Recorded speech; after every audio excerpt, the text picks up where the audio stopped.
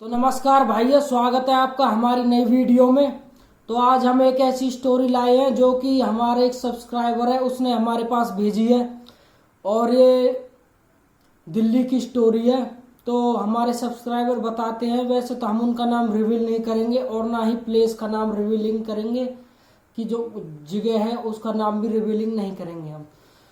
तो हम उसका नाम रख लेते हैं अक्षदीप। तो अक्षदीप बताता है कि भाई, मेरे पिताजी हर दो भाई थे और मेरा पिताजी सबसे छोटे थे बड़े से।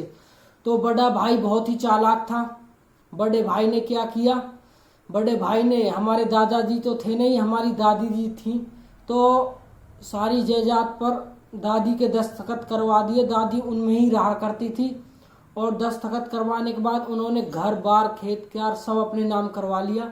उसके बाद हमको घर से निकाल दिया और घर से निकलने के बाद हम दिल्ली में अपने लिए कोई घर तलाश कर रहे थे नया नया, जैसे कि कोई हमें हमारे बजट में घर मिल जाए। हम पे ज़्यादा बजट भी नहीं था। हमारे पिताजी इतने बड़े बिजनेसमैन या कोई वो भी नहीं थे। हमारे पिताजी एक बैंक में ड्यूटी करते थे, 15-16 हज़ार रुपये की ड्यूटी करते थे। उसके बाद क्या होता है, हमको एक घर पसंद आता है जो कि बजट से बहुत ही कम में मिल रहा था हमको।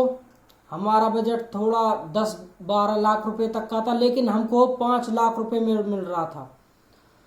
तो ये तो हमारे लिए बहुत अच्छा था और वो घर बन भी बहुत अच्छा रहा था। वो हमारे एक्सपेक्टेशन से ज़्यादा हमको सस्ता मिल रहा था, हमारे बजट में था। तो हमने ज़्यादा नहीं सोचा और वो घर ले लिया।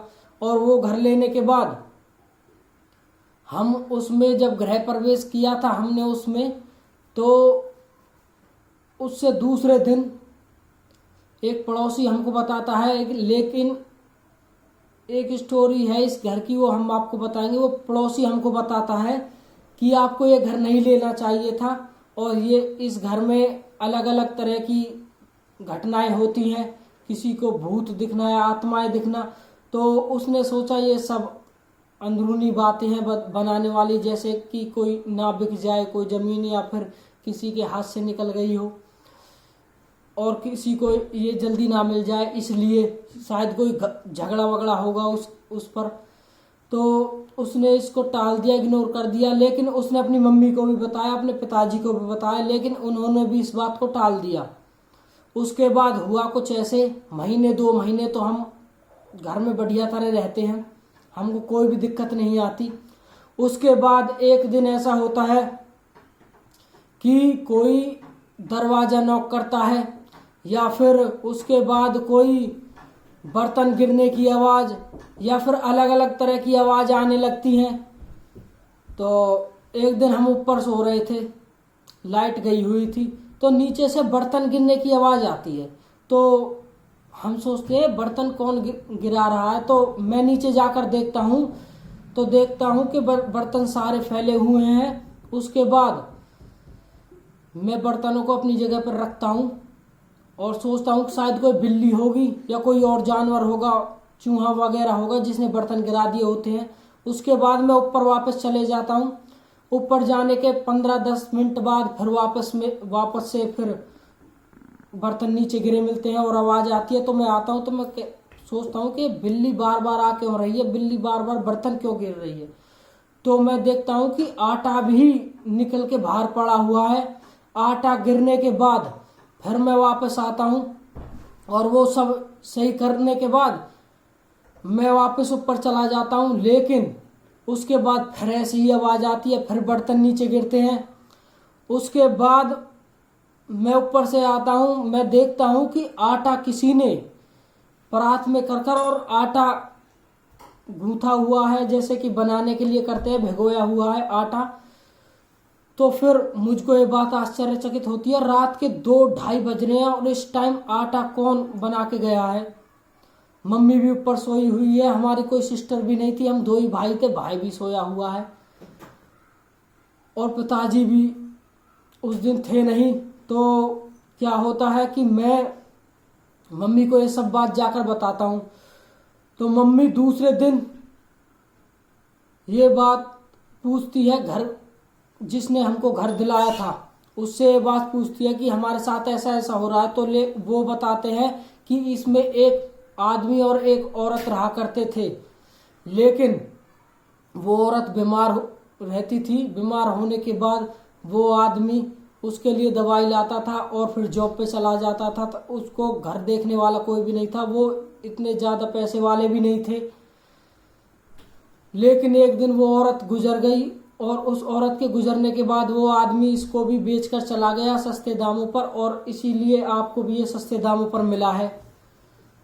तो फिर हम ये बात समझ जाते हैं, हम समझते हैं कि वो औरत जो भी रहती है, जो कि उसकी स्पिरिट है इसमें, वो भूखी होगी, शायद ये चीज़ हो रही होगी हमारे साथ। तो उन्होंने क्या किया, उन्होंने दूसरे दिन से ही उसके लिए खाना रखना चालू कर दिया। वो खाना बनाकर 2-3 रोटी जो भी कुछ खाना बनाते थे वो बाहर उसके लिए रख देते थे, लेकिन दूसरे दिन प्लेट में कुछ भी नहीं मिलता था। वो खाना खा लिया हुआ मिलता था, प्लेट खाली मिलती थी।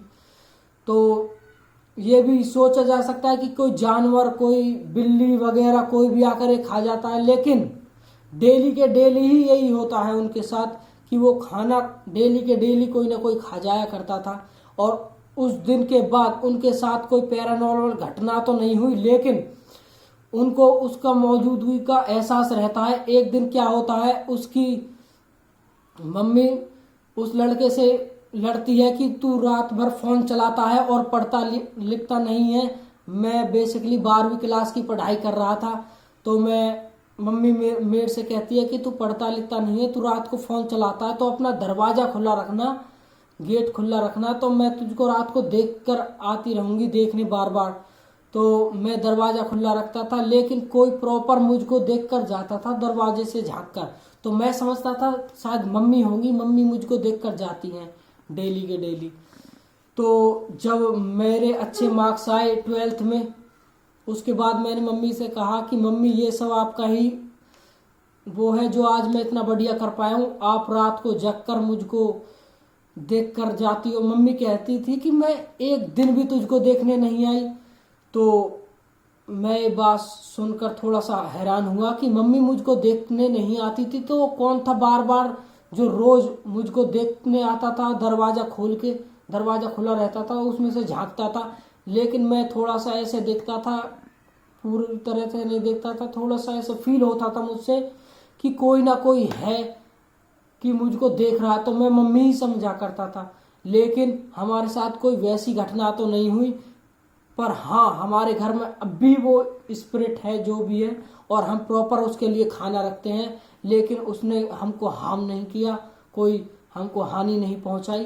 तो ये बात हमको एक्सदीप ने बताई। तो भाइयों, ऐसे ही हमारा वीडियो थोड़ा सपोर्ट करते रहो और हमारा चैनल सब्सक्राइब करो, और मिलते हैं आपको अगली वीडियो में।